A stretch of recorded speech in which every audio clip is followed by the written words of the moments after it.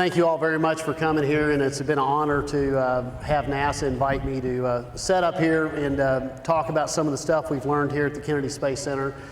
And it's kind of a long story. I'll abridge it as best as possible, but starting off, I bought this car brand new in 2006, and I had it about a week. Now, my wife did tell me to take it back several times, and I didn't, but that was another issue.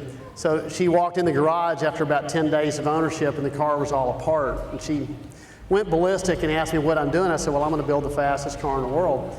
So that didn't go over well either. But I started working on the car, and my goal was to build the first car to go 250 miles an hour. That was a street legal car, a car that you could drive on the street, that had air conditioning, you know, all the amenities of a normal car. And at the time, the world record was 217 miles an hour. And it was held by, I believe, a Toyota Supra. So I thought, wouldn't it be nice to have Ford, an American-made car, have the world record for the fastest car in the world? Because, you know, typically you have the European exotics, you know, Ferrari, Lamborghini, Porsche, all those cars have always kind of had a very high spot in the racing world. So I started working on the car. This is long before I had any engagement with NASA. And at about 2009, I had taken the car past the current world record. But it wasn't an adjudicated event. We were at a couple races. I took the car around 225, 230, and I knew I had a lot left in the car. I was really just testing the car. And I was at a car show, and I ran into one of the engineers that developed the Ford GT. Now, this car is a 2006. They made them for 2 years. The 2005, 2006 Ford GT, they made around 4,038, I believe, and I'm not sure exact number. This is a commemorative car that was built after the world-famous car in the 60s that won Le Mans several times, and most notably in 1966 it did a 1-2-3 sweep, which crushed Ferrari. It was a big rivalry between Ford and Ferrari. So they decided to remake this car in 2005, 2006, just 2 years, limited production run. I was lucky to get my hands on one of these cars. So when I started working on the car, I did some racing. I felt like the car had the potential because the mid-engine design, I thought it had the potential to be the fastest car in the world. So I met with Ford, and I was trying to get them to sponsor me. And they said, well, first off, we can't legally sponsor a car that's out of production. This was in 2009. The car had ended production in 2006. So I said, listen, can't you bend the rules? I'm gonna set a world record in the car. And the guy I was speaking with, he was the chief engineer on the aerodynamics on the car. And he said, listen, I've heard about you on the internet. I've heard the chatter. I've seen some of your interviews that you want to have a car to go 250. And I'd like to let you know that the Ford spent over $10 million in wind tunnel testing and modeling programs, doing computer modeling programs. And the terminal velocity on this car is 228 miles an hour. This is what the guy's telling me. And I said, really? I said, that's as fast as it could go. I said, regardless of horsepower. He goes, that's as fast as you're going to take this car. We've done a lot of testing, and I hate to see you spend a lot of time and money and, you know, not get anywhere. So I said, okay, well, I don't have a wind tunnel, and I don't know how to do a modeling program, so I guess I'll just keep on going the route I'm going. So a few months later, we were at a race down in Miami, and Ford was there. They had 5 Ford GTs. There was about 1,000 competitors. And everybody was trying to set the record in the standing mile. The standing mile is where you're sitting still, like at this line here, and you start from a dead stop, and at this line is 5,280 feet, and you cross that line, and that is when they clock your speed. So you only have a short distance, relatively speaking. It's kind of like a 1-mile drag race, if you've seen drag racing on TV. So Ford was there the day that I set my first world record, and their fastest time, and their fastest speed rather, was 217 miles an hour. It was a group of guys that worked at Ford that were there. They weren't really sponsored by Ford, but they were some high-level guys. And then I got up to the starting line, and based on some of the formulas that we figured out in my shop, using, I'll get into that in a minute, but anyway, I went 252 miles an hour. And it shattered the world record substantially, and also it was the first car to go 250 miles an hour. So we determined by calculating the tire growth, which is using pi, 3.14, and I backed that into the final gear ratio of the differential and then the final gear ratio in the transmission. I knew that if I could achieve a certain RPMs based on these factors, the car would go X miles an hour. So everybody concentrates on wind resistance as being the limiting factor to go fast. And I said, wind resistance is one of the items that can slow you down, but if you can get your motor to ramp up to that speed, then the RPM level, then you're going to be going that fast. It's a mathematical situation. So we concentrated all of our efforts on designing the correct gearbox in the right gear ratio. So in between shifts, I had the minimal drop in RPMs and the least amount of load encumbered on the following gear. And by doing that, we were able to make the car go 252 miles an hour. So that was the first time we broke 250. And then from that point, I was approached, let me back up a little bit. We also were working on coatings to develop a slicker aerodynamic coefficient of drag. And we had come across a coating that a guy had developed for aerospace use that lowered the coefficient of drag. He had wind tunnel results to prove this. So in this type of racing, 1 or 2 miles an hour is a big deal. So we're thinking, wow, if we can get 1% at 250, we gain a couple miles an hour. That's a big deal. So we used the coating in that run as well, which we ended up starting a company. We bought the patent from the individual. Unfortunately, it had some somewhat caustic ingredients, so we had to redesign it. We spent about 1.5 years with 2 chemists redesigning the formula, which now is called eye candy. That's a kind of a name just for the car care product. But it lowered the coefficient of drag. We did some wind tunnel testing and it worked. So that helped us. It wasn't the determining factor, but it probably gave me the 250 to 252 we can attribute to the eye candy coating on the car because it lowered the coefficient of drag. So then I was approached not too long after that by Pratt & Whitney.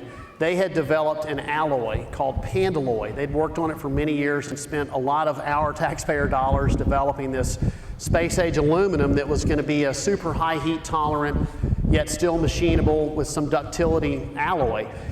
It was basically designed to be a titanium replacement in some applications in aerospace. So they kind of slowed down on it because the shuttle program was coming to an end. It had been previously announced that it was going to ramp down, and so they approached me and asked me if I'd be interested in testing some of this alloy in my car as a proof of concept. And I looked at the metallurgical tables. I'm not a metallurgist, but I understand heat. I understand the biggest factors that cause damage in engines is heat, especially if you have nitrous on the engine. And this, so I looked at it. I said, this would be a great way to start a new alloy development for pistons, connecting rods, turbo wheels, many components in the engine, rocker arms. So I asked them for a license agreement at Pratt & Whitney. That took about 1 year. They awarded me a license agreement for for Pandalloy. Pandalloy is probably going to be one of the most important aluminum discoveries in a long time. We're currently developing a lot of different aspects of this alloy for armor, firearms, medical, numerous engine components. We have engines being tested right now with this alloy. The current piston that everybody uses in racing from F1 on through NASCAR is 2618 T61, which is a heat-treated, water-quenched aluminum alloy. At 600 degrees, Pandalloy is 440% stronger. So NASCAR is very interested in this alloy, and that goes to the second part of this, why I'm here. So I approached NASA in 2010 about getting a Space Act agreement, or fully reimbursable Space Act agreement. And they looked at me like, well, you look like a redneck with a fast car. Prove to me that you really want to, come here and do some testing. So I showed them all of our information on the coatings, and I also discussed with them about the alloy development, and I showed them my license agreement. And so they awarded me the ability to go on the shuttle landing facility, which is without question the finest piece of concrete on the planet Earth. It's 100 yards wide. If you've ever stood on a football field, imagine that this way, going this way, 3 miles, total length. And not only that, it's impeccably flat. It's perfect. So I said this would be a great proving ground for a lot of different stuff. So as I started testing the car, I talked to a bunch of different race teams. I'm in the racing industry, so I know a lot of different teams. I talked to Audi in Germany. I said, listen, I have a place here you can test that is, without a doubt, the finest piece of ground you can do your aerodynamic testing on. Audi came over from Germany with 83 engineers. We set up a tent city. They had a burn unit. I had to facilitate the catering and everything. It was overwhelming for me because I'm not a coordinator, so to speak. But they came in and they attributed the win 2 years ago, the 1, 2, 3 sweep from the testing they did here at the SLF. They came back a couple times. We've had now since Andretti, Michael Andretti's team, all the NASCAR teams, most of the NASCAR teams have been here, and numerous other teams, and we do current testing with tractor trailer companies. They come in and test, they drive all night long, very boring, they go to 75 miles an hour and coast down. But the reason they do it here is the conditions are perfect to try to meet the EPA emissions criteria that they're forced to meet. All the manufacturers are struggling, as you know, with Volkswagen, to get their emissions down and to improve their fuel economy. So my alloy, Panalloy, that I'm in charge of now, is going to have a big hand in that. Right now, it hasn't hit the mainstream because it's pretty expensive. But we realize by using a piston that can handle a lot more heat, you can improve a bunch of things. Your volumetric efficiency on the cars that we currently drive is around 80%. That means about 20% of what you use goes out the tailpipe and it's caught by the catalytic converter. If you can get an engine in the 93% efficiency range, you've lowered the emissions. And several things happen. By having a piston that can handle more heat, you can increase the combustion chamber temperatures by increasing the compression. Higher compression means a bigger bang. A bigger bang means you got more horsepower. If you can do that same big bang on a smaller amount of fuel, you've done a bunch of things. You've improved the fuel economy. You've also lowered the emissions because you're burning off more of the nitrous oxide and the CO2s that are going out the tailpipe through the catalytic converter. So you're improving fuel economy, you're making the vehicle drive further on the same amount of fuel, and the engine is going to live longer because it has lighter components which lower rotating mass, which takes away from the crankshaft strain that's on the main bearing, so an engine can live longer. So this is what we're developing, not just having a race car here. We're using this car as a proof of concept to prove that these theories work. So in 2011, I set the first Guinness World Record with the car, doing some coding testings and things of that nature. And then in 2012, we came back, I redesigned the turbine wheels on the car, so a turbocharger, which by the way, EPA wants about every car in the United States to have turbocharging by 2024. I've met with the EPA, they're very interested in what I'm doing. They want me to do a single engine mule study to proof of concept again. So I decided that I would take the turbine wheels off my car, which were made out of 2618 T6 alloy, and redesign them because I was having a problem with it. The super high RPMs I'm turning, the turbo wheels becoming inefficient. Turbo wheels are really a prop, and air is really water if you break it down.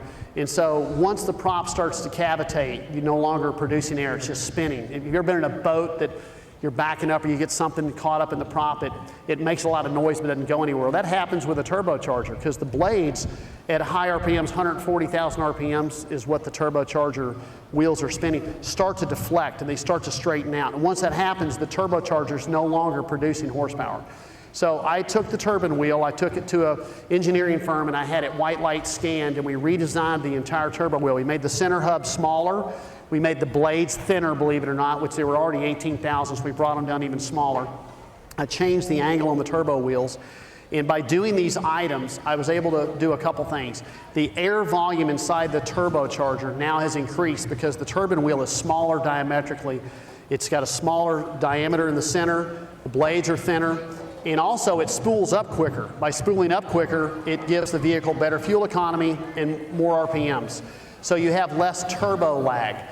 So by doing all these things, we brought the car out here and we ran the car in the standing mile. Once again, that's 0, you're sitting dead stop still, and you take off, and they clock you at 5,280 feet. So I brought the car to the shuttle landing facility with the new turbine wheels and some other engine components, and I was able to achieve 283 miles an hour in just under 22 seconds. So that's pretty fast. And we drove the car home after the race. So it was a big accomplishment for our team and for what we're doing. And we're now currently developing a whole bunch of new components which are in this engine now. This engine here is making almost 1,000 more horsepower than the car when I did the last world record. So we're going to bring the car back out here in the near future. We're finishing up a bunch of design changes on the car, and we're going to hopefully break 300 miles an hour in the standing mile in a street legal car. So let's talk about what street legal means. The definition, by definition, a street car is a car that can be driven on public roads legally. So this car would be questionable in California, but it is a legal street car. The Guinness World Records, there's several criteria you have to have. You have to have an air conditioning system that blows less than 60 degrees, and they check it. They can ask upon their request to make you drive the car for 15 minutes before you come to the starting line. And then you have to stop, and you can only add fuel. You can't open the hood, you can't do anything, you can't ice down the turbos. It has to have license, tag, insurance, and street legal tires. Obviously, if I wanted to build a car just to go fast, I could make an ugly contraption that would go super fast, but it doesn't have the street legal requirements. So this car is currently the fastest street legal car in the world because it holds the world record in the standing mile. But they also figured out that no car in any street legal class has gone 283 miles an hour. So after 300, if it breaks 300, and I'm shooting for like 303, my ratios on my transmission will put me about 303 miles an hour at around 9,500 RPMs. The motor will turn 10,000 RPMs, but I hopefully can get it to 93 to 9,500 RPMs. If I do, the car will be retired, and we'll start doing some other engine development. We're currently developed our own new engine, an all billet block that we've developed, and we're building a new transmission as well that's all billet because I break this car a lot, you know, at this horsepower level. So NASA has been very kind to allow me to test up here. It is real science, and by me testing here and notifying a lot of the teams, I've brought more teams to NASA and more money on the SLF, which is a shuttle landing facility, since its entire existence in the last 4 years. We've brought in dozens and dozens and dozens of teams from all different types. We've got an electric car coming out in the near future. It's going to try and break 200 miles an hour in an electric street car. We have a steam-powered car that's coming. You know, the word is out that this is one of the best proving grounds on the planet. So this is the reason the car is here. It's not just a hot rod with a bunch of guys trying to go fast. Even though that's what we are doing, we are trying to prove concepts as well. So that kind of tells the story about Pandaloy, about the baddgt. I'd like to mention that there, in the back alcove over here, is a whole nother group of guys that are set up here for this Innovations Expo that you guys would be great to walk back and see some of the other teams. Craig Industries is back there. SwampWorks is back there, which is an arm of NASA's developmental program that's kind of like a skunk works. They kind of can do things without permission. Versus if you do things at NASA, you have to go through a series of protocols. So they can do a lot of developmental stuff there. They're set up in there. They have plans to go to the moon and build a city, you know, and start mining minerals off the moon's surface. It's really incredible. You should go talk with them and hear some of the stuff they're doing. It makes, you know, what I'm doing look like small change. But we really appreciate everything NASA has done. And we continue to work with them. Now Space Florida has taken over the shuttle landing facility, so I'm currently working with them on a new agreement, and we've had a little bit of relaxation to be able to bring in more teams and some other different types of testing. So when that happens, we'll be able to bring in more people, which brings in more money. At the end of the day, I want to see NASA be able to thrive and survive, and Space Florida thrive and survive, and be able to bring in as much dollars as they can to help build more of the stuff that we all love. So if anybody has any questions, feel free to ask. Okay. I get asked that question a lot. It's really difficult to explain. I've been racing for most of my life, motorcycles and cars and dirt bikes, and knocked out like 11 times. That's probably why I do this. So it's a very hard thing to explain, because when you're driving a car like this, it's very difficult to drive, even though it looks like you're going a straight line. If you talk to top fuel dragster drivers, you know, it looks like they get in the car for 4 seconds, they go in a straight line. But if you ever look at the video inside the car, it's a different ballgame. I have to be very careful not to think when I'm driving the car, because if you think, you've already messed up. You can't process quick enough. When I'm going 275 miles an hour, I'm going a football field in 0.2 of a second. So just think about that for a second. So it's not like, well, you know, I better turn now. You've already made the mistake if you're thinking about turning. So really, it's kind of a seat of your pants feel, and it's not fun. It's exhilarating, but you're pretty tensed up. It's not a joyride. You know, it's really difficult because the car has, even though I've developed a traction control system using boost control, so each gear has its own horsepower, I've had to understand that the car can spin the tires at 250 miles an hour.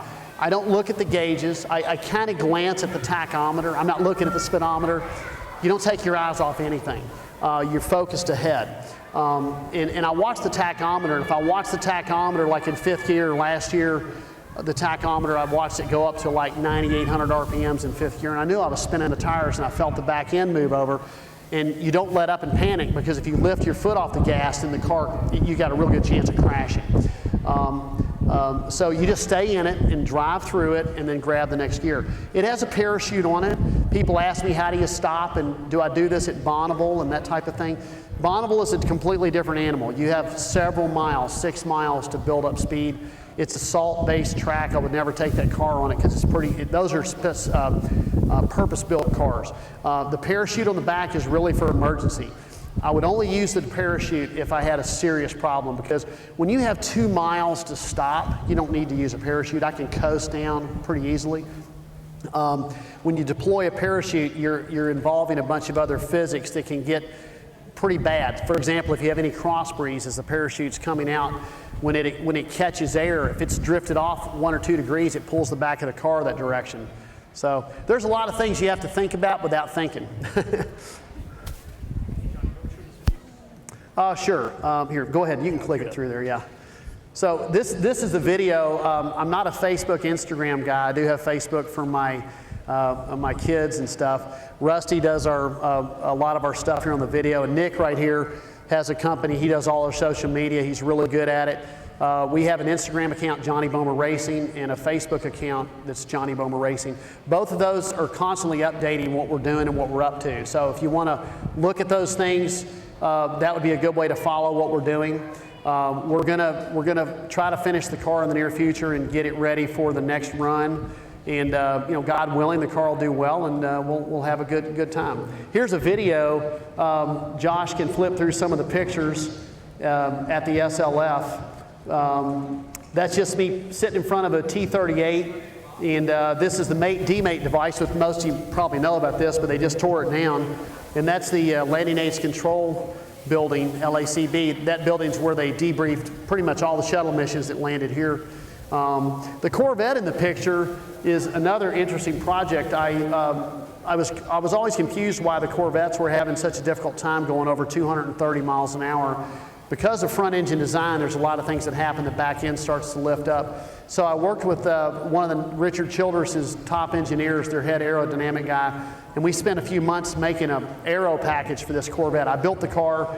It made around 1,450 horsepower, and my goal was to have the first Corvette to go 250. It doesn't hold a world record with Guinness, because Guinness only acknowledges the fastest car, but it did set a first Corvette to 250 miles an hour, and it got an International Mile Racing Association world record, which we were proud of that. Now that was a scary ride. My car, you were asking how it feels, it drives really good. I've had people 250 miles an hour in it.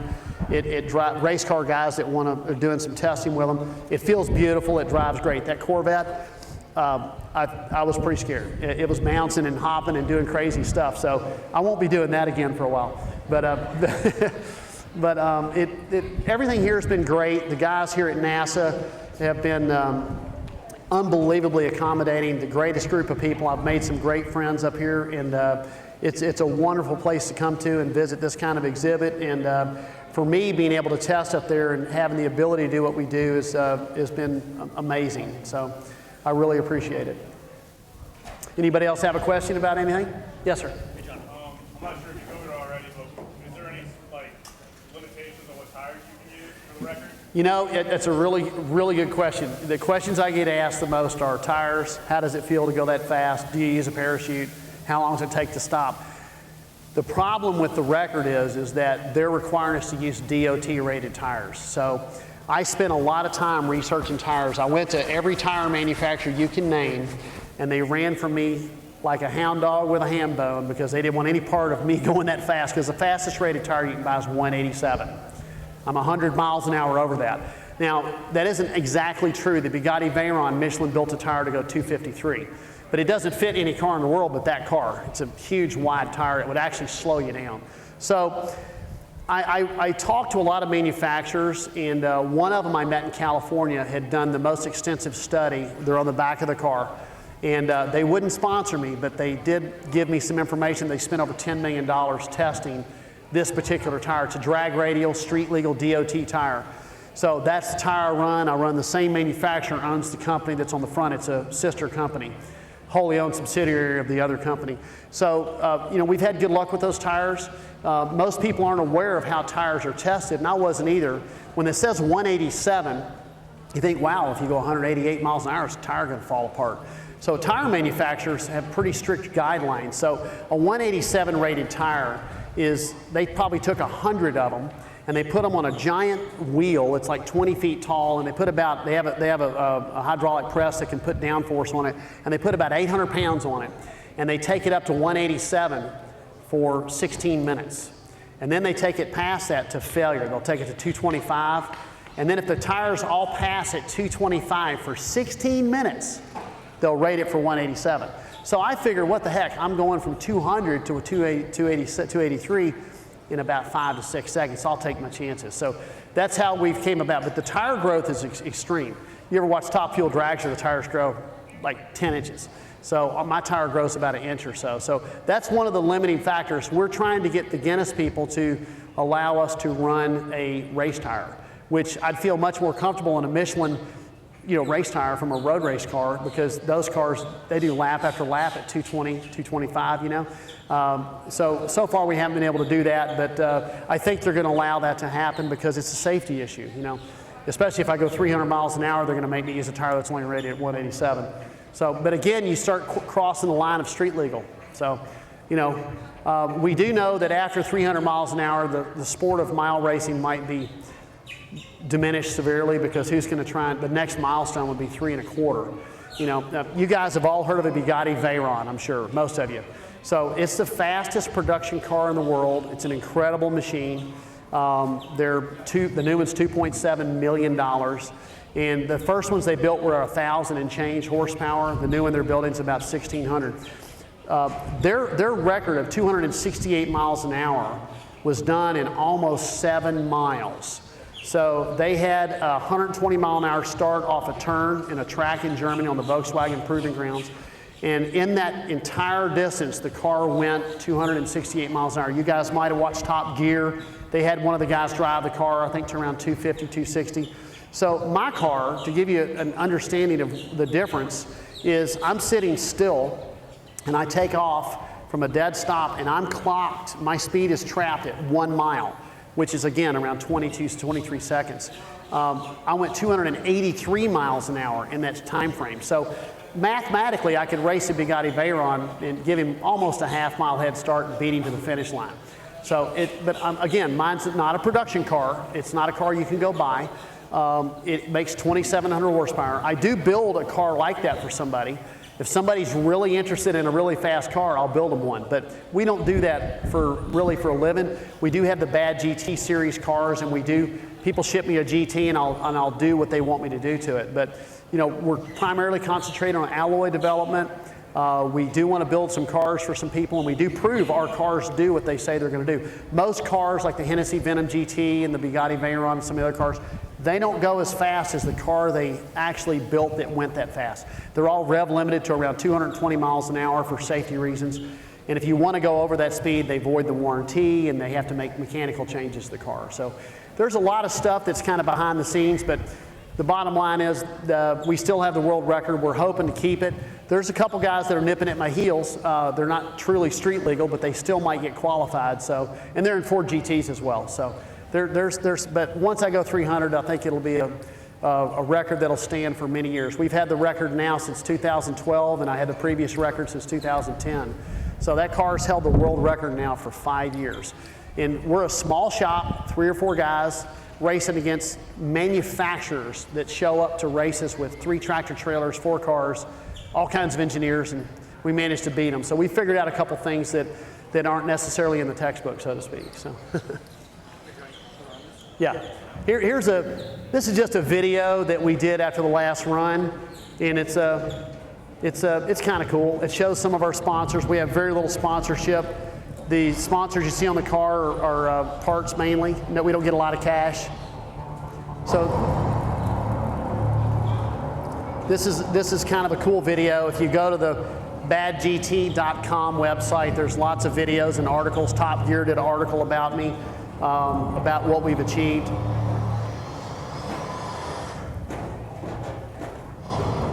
This is the car, what it looks like without the back on. And this motor made around 1900 horsepower.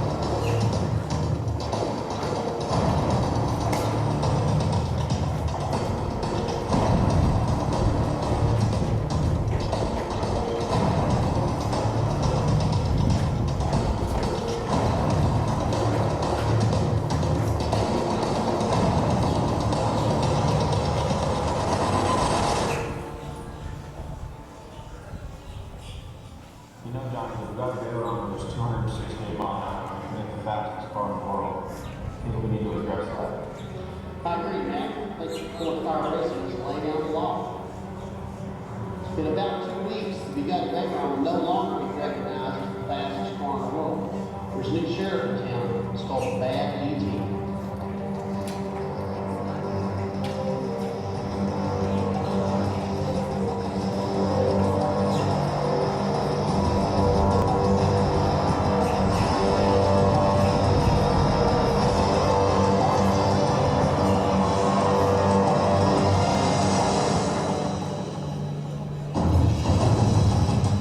This is at NASA. This is over in the AGE shelter by the LACB, the Landing Aids Control Facility. And just me getting ready for the run.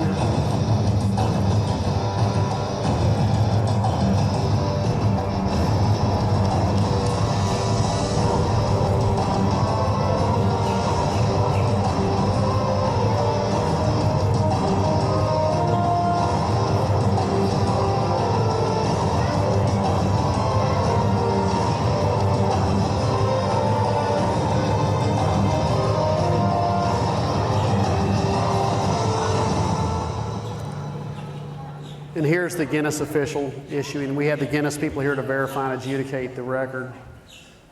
I think they're coming up. Oh, maybe they're not on. They're on there? Okay. Oh, you took it off? Okay. It just showed the lady. It's on the website if you want to see it. It shows her giving me the award for the record. And it's a risky sport. It's not something you want to do. Last year, unless you're really into it, last year we had an engine fire up here. Doing some testing on a bunch of different engine components, and at about 250 miles an hour, the car caught on fire. And you look in the back window out the rearview mirror, and the car's in flames. It's not fun. You have to be really careful, and we've been really lucky to have the support and team members we got. I've got really good guys working with me. The gentleman that was speaking in the video with me is Matt Lundy. He's been a huge help for me. Like I said, this is a team effort. We have a few guys that have been dedicated their lives really to getting this to happen, and we're going to continue to go forward. And we want Ford to be the fastest car in the world for a long time. So that's what we're working on. Thank you all very much. Oh, you have another question? Yes, sir. Go ahead. I couldn't hear you. You know, the car, I drive it to work usually 2 to 3 days a week. It's been down for quite a while because we just got this engine in the car Wednesday night. You know, this is the new motor.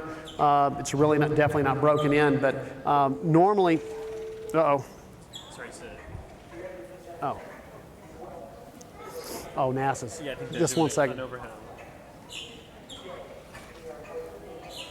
I'll stop now. Yeah, that's fine.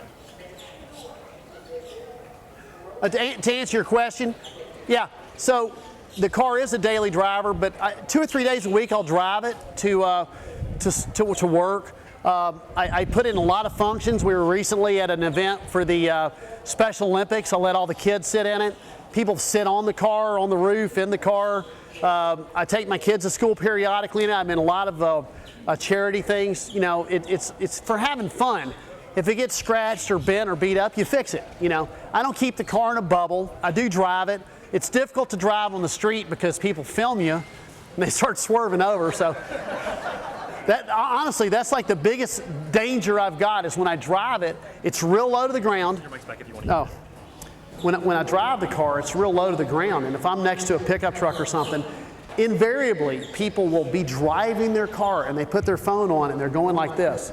And so I rev the motor up. I'm a super defensive driver when I'm in the car. I stay as far away from people as I can because I don't have another car. We've got a couple other GTs we're working on, but this car, we got to be real careful with it because I don't have another one. If somebody rear ends me, the amount of work that's in that car, it's all hand built. If somebody rear-ended the car, it would cost me months. It would take months to fix it. For example, when the car caught on fire last November, coming up on a year right now, it took me 10 months to fix the car. Now, in that 10-month period, we did a bunch of systems upgrades. So it was kind of a blessing in disguise. But yeah, I drive the car all the time, but you got to be real careful. I don't try to get on 95 at 5-hour traffic in West Palm Beach.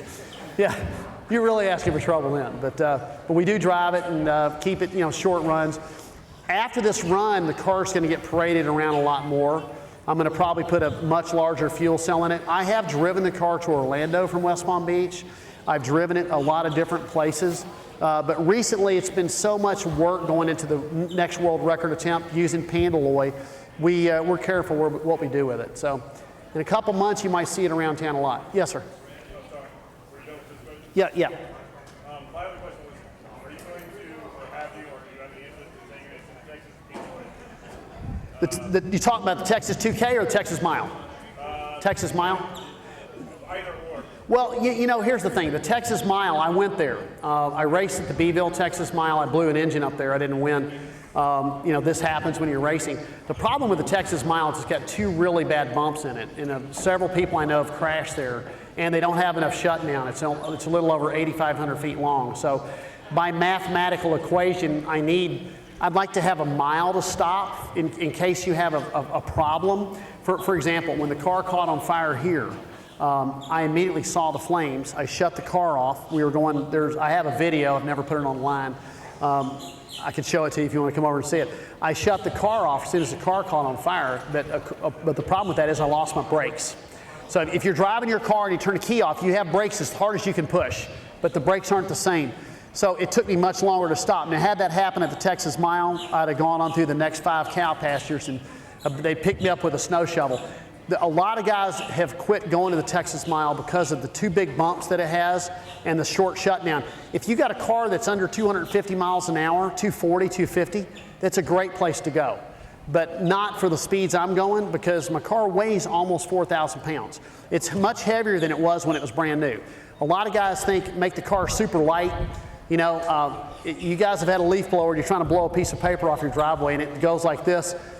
Once it catches air, you're gone. We've done a lot of studies in my car to keep the car on the ground. Another interesting fact with my car, and I'll shut up after this, is that it's been over 260 now 93 times. So I've got a lot of top-end experience, more than anybody in the world, at that speed that many times.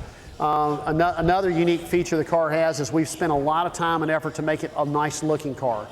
The lady at Guinness told me the only world record-holding car she knows of that has won this type of record, any of them that are in that class, are strictly race cars. They're caged out, very rough-hewn, race cars. And this car's won probably 20 best of show trophies and car shows and stuff. So we try to do everything and blend it all together. After the mile, we would like to start setting some records on some road courses. It's a great road course car. And I think we could go to the Nuremberg Ring and probably do some real serious times there as well. So we got a lot of plans for this chassis, maybe not this car, but this, a Ford GT in the future. Yeah. Thank you. Thank you all very much. I appreciate your time. Thanks, man. Awesome. Thank you so much for being here. Tell one more thing, real quick. I have a few autograph pictures of the car left. If anybody wants one, I have a few left, and I'll be out, so come grab one if you'd like. I'll be sitting over there. Thank you very much. As Johnny said, be sure to check out the rest of the Expo event. Come on, grab it. Okay. Are you all together? Okay. I'm getting married automatically. That's one. Oh, thank you. You want to unhook this, Rusty? Yeah. Yeah. Did you get it? Yep. How fast does it go? The last world record I set was 200. Excuse us. Oop, you're fine. Sorry for you. Rips. Yeah.